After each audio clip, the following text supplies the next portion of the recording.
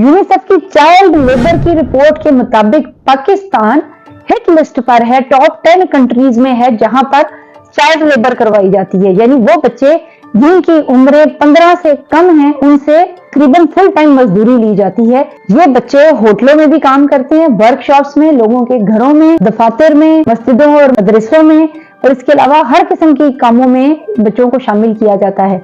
ये बच्चे कम मजदूरी के ऊपर ज्यादा आउटपुट देते हैं क्योंकि इनको अपने हकूक का नहीं पता होता और फिजिकली भी अभी स्ट्रांग होते हैं, तो इनको जिस काम लगा दिया जाए ये बेचारे उस काम पे लग जाते हैं। वालिदैन इन बच्चों को अपनी मर्जी से भेजते हैं, इनको काम पर लगाते हैं। ऐसे बहुत से बच्चे स्कूल नहीं जा पाते हैं और इन बच्चों की तादाद में बतदरीज इजाफा हो रहा है। हमारे मुल्क में मौशी और मौशरती नाहमवारी की बात ऐसे बच्चों के काम करने की तादाद में और भी ज्यादा इजाफा हुआ है। स्पेशली इंटीरियर पंजाब और सिंध के अंदरून इलाकों में ऐसे बच्चों की खपत में बेपनाह इजाफा हुआ है। 8 महीने 1.5 महीने के वक्फे के बाद हम बच्चे के ऊपर तशद्दुद का कोई ना कोई वाकया देखते हैं जिसमें बच्चे को जिनसी या जिस्मानी तशद्दुद का निशाना बनाया जाता है। ऐसे बच्चों की या तो लाशें गटरों से मिल रही हैं या फिर किसी जंगल वीराने में इनकी लाशें बेगोरो कफन पड़ी हुई नजर आती हैं, या फिर किसी घर से ये मुर्दा या नीम मुर्दा हालत में बरामद किए जाते हैं। अक्सर जो इनके मुल्जिमान हैं वो पढ़े लिखे लोग होते हैं, जैसे कि जज की बीवी, पीएचए और बहरिया टाउन और अस्करी जैसी पोस्ट जगहों पर बंगलों में रहने वाली बेगमात। हम देखते हैं कि किस हद तक वो ज़हनी मरीज होती है कि जिन्होंने बच्चों को इस हद तक टॉर्चर किया होता है। अमूमी तौर पर इसकी जो घरों में वाकयात होते हैं, ऐसा होता है कि कोई ना कोई चोरी का इल्जाम लगाया जाता है बच्चे पे और उस चोरी को गिलवाने के लिए मालिकन बच्चे पे तशद्दुद करती है।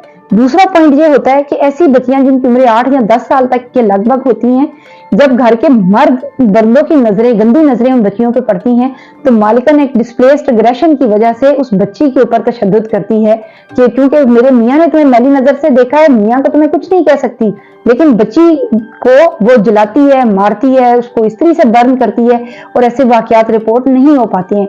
8-10 साल तक की बच्ची जिसके वालिदैन उसको उस घर में छोड़ गए हुए हैं, वो कुछ भी नहीं जानती कि वो ऐसी सूरत में कैसे रिएक्ट करे। अगर वो अपनी वालिदा को बताती है, पेरेंट्स को बताती है, तो उसकी बात का कोई भी यकीन नहीं करता और ना ही उसको सेव करने की कोशिश की जाती है। जो मेल मालिक है वो उसका जिस्मानी इस्तेहसाल करता है और मालिकन उस इस्तेहसाल के बाद उसे जिस्मानी तशद्दुद का निशाना बनाती है। समझ आ रही मेरी बात? ये बिल्कुल एक बच्चे की 8-10 साल तक के बच्चे का नफ्सियाती जायजा लें कि वो हर जगह से कैसे ट्रैप हुआ है। वालिदैन भी उसको ब्लैकमेल कर रहे हैं कि पैसा लेकर आओ, मालिकन को खुश रखो, मालिकों को खुश रखो। जब वो मालिक को खुश कर रही है तो मालिकन नाराज हो रही है। जब मालिकन नाराज हो रही है, तशद्दुद का निशाना बना रही है, तो उसकी शिकायत किसी से नहीं कर पा रही है और ऐसे में बच्चे के पास या उस बच्ची के पास कोई चारा नहीं होता कि वो वहां पर एड़ियां रगड़ कर और सिसक कर मर जाए और वो जिस्मानी तशद्दुद सहती रहती है और सवाए अल्लाह की उसका कोई पुरसाने हाल नहीं होता। और ऐसी हालत में अल्लाह की जो लाठी चलेगी ना, इससे हम सबको डरने की जरूरत है। ये एक छोटा सा मैंने आपको जायजा लेके दिया क्योंकि ये वो वाकयात हैं जो कि हर घरों के अंदर ही रहते हैं और इनको बाहर नहीं बताया जाता। दादी की अच्छी खासी बीवी को क्या दिमाग खराब था कि वो अपने बच्चों को तो नहीं निशाना बना रही, ना ही वो किसी साइकाइट्रिस्ट से मेडिसिन ले रही है, लेकिन उस बच्ची रिजवाना के साथ क्या हुआ है देखा है ना, और उसको मुर्दा हालत में वो फेंक के चली गई है। तो अंदाजा लगा लें कि डीप इनसाइड क्या चीजें चल रही होंगी। अच्छा, अब हम देखते हैं कि हु इज द रिस्पॉन्सिबल। जब एक बच्चा दुनिया में आता है तो चिड़िया को ले लें, बकरी को ले लें, बिल्ली को ले लें, आप बंदर को ले लें, कैसे ये जानदार अपने बच्चों का तहफ्फुज करते हैं। किसी जगह पर एक बिल्ली ने बच्चे दिए हुए हो ना, तो वहां से गुजरते नहीं है कि बिल्ली आकर अपने नाखून मारेगी, लेकिन ये इंसानी माँ है जो अपने बच्चे को जानबूझकर एक ऐसी जगह पर छोड़ आती है कि जहां पर उसे नहीं पता कि उसके साथ कैसा सलूक होगा। ये वालिदैन सबसे बड़े मुजरिम हैं जो अपने बच्चों को पीरों के घरों में, मदरसों में, स्कूलों में, हॉस्टलों में इतनी यंग एज पर छोड़ आते हैं और उसको सोसाइटी के धारे पे और बेरहम मौजों के हवाले कर डालते हैं। ये वालिदैन सबसे पहले जेलों में डाले जाने के मुस्तहिक हैं। आप अपने बच्चे से, जब उसने आपको छोटा सा हिंट और क्लू दिया कि मैं यहाँ पर नहीं रहना चाहती, तो आपने उसको क्यों नहीं सुना? वो माएँ जो हम घरों में हैं, जब हमारा बच्चा हमें ये बताता है कि फलां रिश्तेदार हमसे ना मिलने आए, या फलां पर्सन के आने से हम अनकंफर्टेबल होते हैं, फलां ट्यूटर के पास हम नहीं पढ़ना चाहते, फलां स्कूल से हम एक्सचेंज करना चाहते हैं, तो हम क्यों नहीं बिठा के बच्चे को सुनते कि डीप इनसाइड प्रॉब्लम क्या चल रहा है? तो ये प्रॉब्लम और उसको अंडरस्टैंड करना हम वालिदैन की प्राइमरी रिस्पॉन्सिबिलिटी है। हम उन्हें दुनिया में लेकर आए हैं और हम रिस्पॉन्सिबल हैं कि हम उनको एक अच्छा इंसान बनाएं और हम उनकी पूरी जिम्मेदारी लें, उनकी जान, माल, इज्जत और ईमान का तहफ्फुज करें। ईमान की हिफाजत भी एक मुसलमान माँ की जिम्मेदारी है कि वो अपने बच्चे की ग्रूमिंग भी करे, उसको सिर्फ दुनिया का ही नहीं दीन का इल्म भी अता फरमाए, और साथ साथ ये कि खुद भी एक अमली नमूना पेश करे कि गुड कंडक्ट से अपने बच्चों को इंस्पायर करना जानती हो। अगर आप ये चीजों से इक्विप नहीं है तो आप मत बच्चे बनाएं। गलत फिलॉसफी है जो हमारे मौलवियों ने मजहब के नाम पर लोगों को पढ़ा दी हुई है। Not every person is capable to have children. क्या आप इस काबिल हैं? क्या वालिद या वालिदा होने की जिम्मेदारी पूरी कर सकते हो? क्या आप वेल इक्विप हैं कि आप शादी के बाद अपनी जिम्मेदारियां अच्छे तरीके से अदा कर सकते हैं या कर सकती हैं?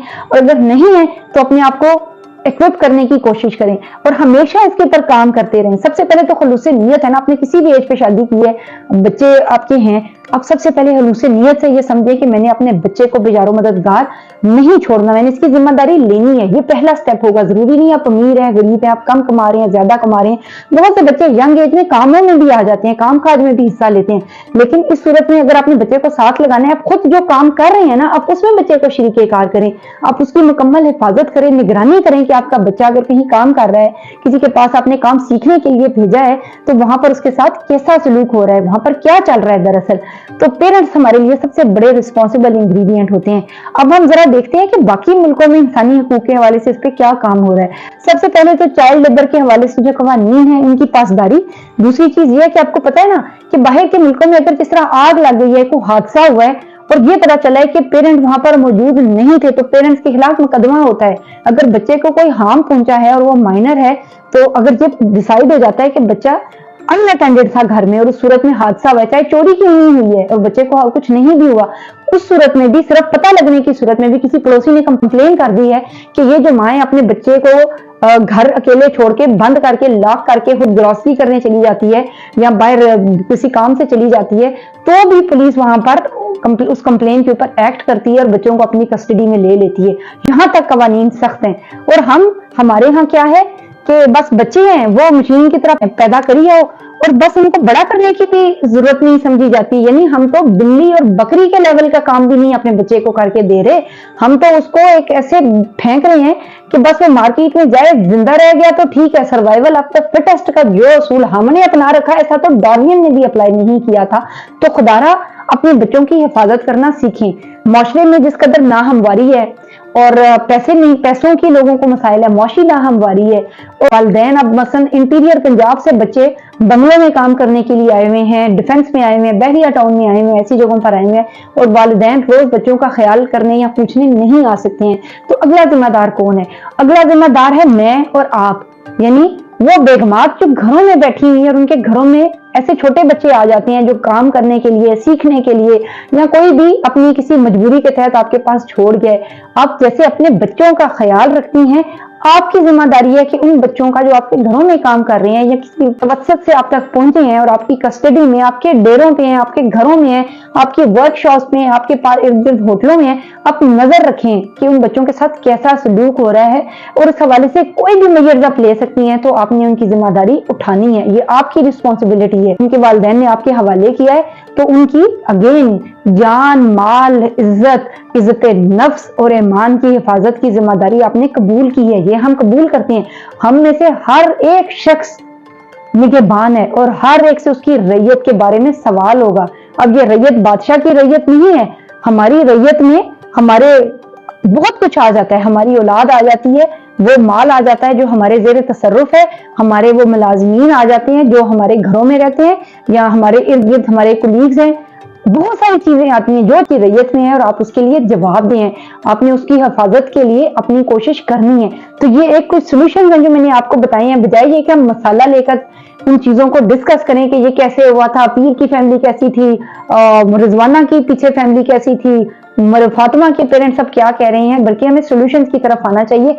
हम में से हर एक शख्स मुजरिम है, वालिदैन भी मुजरिम है, ہم اور آپ بطور معاشرہ بھی ہے اور ہم سب کی اجتماعی ذمہ داری ہے کہ ہم ان بچوں کو تحفظ فراہم کریں۔